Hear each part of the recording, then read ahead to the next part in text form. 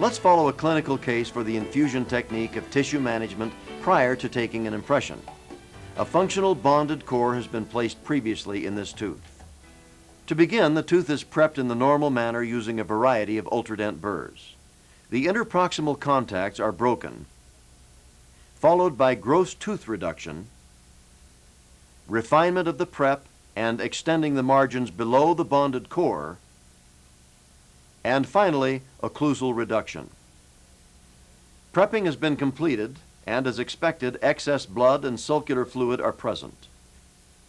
Next, a unit dose quantity of the hemostatic solution is prepared.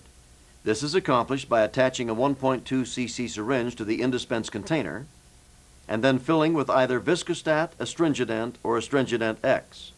As mentioned earlier, Viscostat will be used in this demonstration. 0.3 to 0.5 cc volume of solution is usually adequate for one preparation. A dentoinfuser tip is now attached to the syringe. To ensure a smooth and consistent delivery of Viscostat, the syringe should be held as shown here, using the palm of the hand rather than the thumb to depress the plunger. The hemostatic solution is rubbed firmly against the bleeding cut tissues. Depending on the patient's periodontal and systemic health, hemostasis may be obtained in as little as 2 to 3 passes around the sulcus, or up to as many as 20 or 30. With Astringident, drizzle water on the area with intermittent suction to prevent drying of the coagulum onto the preparation. With Viscostat, this is optional. The presence of hemostatic solution in the sulcus without formation of new coagulum indicates that hemostasis has been achieved. To test for completeness of the hemostasis, the sulcus is cleaned with a firm air-water spray. Remember, if bleeding is the tissue's response to a firm air-water spray, then bleeding will probably also occur during the impression syringing. Therefore, if bleeding occurs, more Viscostat should be rubbed firmly against the area. Once again, hemostasis is tested with a firm air-water spray. If no bleeding occurs, hemostasis has been achieved, and we are ready to pack the cord.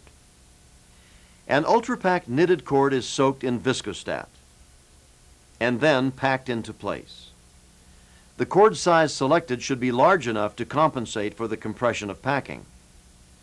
After packing, the area is rinsed. The cords need to be left in place for only 1 to 2 minutes rather than the customary 10 to 15. Retraction is rapid because hemostasis has already been achieved. No blood is present to dilute the retraction agent in the cord.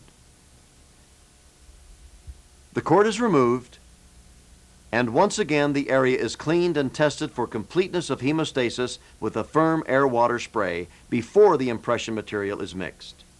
If any bleeding occurs, the dentoinfuser is used again to seal off the problem area. Sometimes the gingiva appears dark after the infusion process. This is due to iron-precipitated coagulum in the tissues.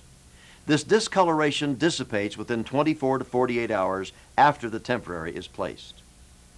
Making an accurate impression the first time is expected if all the margins are clean, dry, and exposed.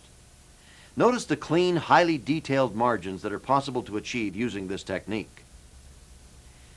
Some dentists choose to pack a cord prior to subgingival tooth preparation.